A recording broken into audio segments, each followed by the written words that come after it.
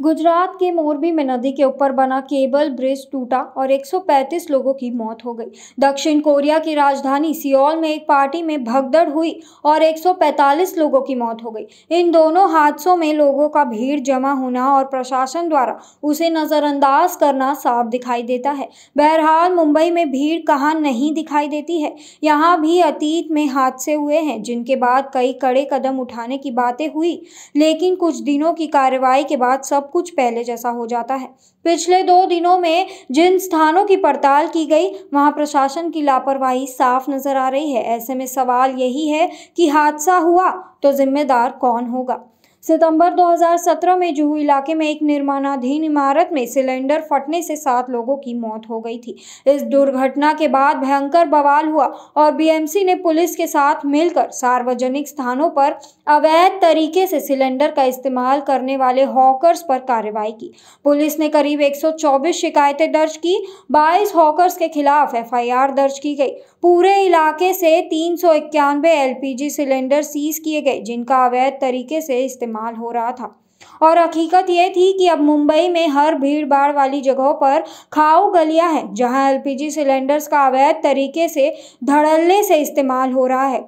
शिकायतों के बावजूद कार्रवाई नहीं हो रही है। उदाहरण के तौर पर यह तस्वीर है मुंबई के बुलेश्वर इलाके की, जहां रोजाना हजारों लोगों का खरीदारी के लिए आना जाना होता है।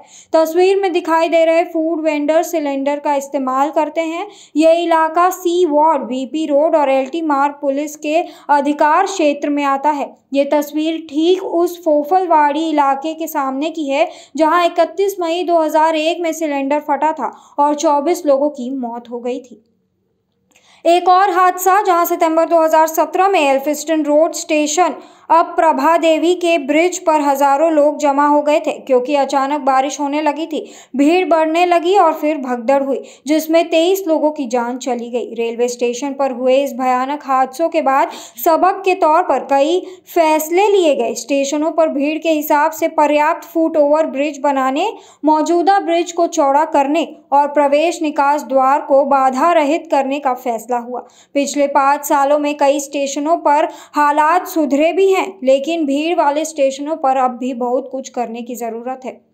हकीकत यह है कि मध्य रेलवे पर भीड़ को नियंत्रित करने के लिए कल्याण, ठाणे और दादर स्टेशन के चुनिंदा प्लेटफॉर्म में स्टॉल्स और रेलवे के स्ट्रक्चर हटाने की योजना बन रही है।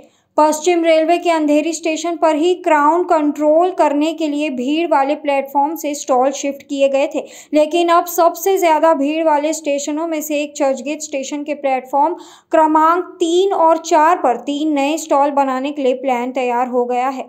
वैसे स्टेशनों पर भीड़ की बातें करें तो एक तस्वीर दादर स्टेशन की है, एफओबी की है, जहां शाम के वक्त बेतहाशा भीड़ हो जाती है। यह एफओबी पश्चिम और मध्य रेलवे को जोड़ता है।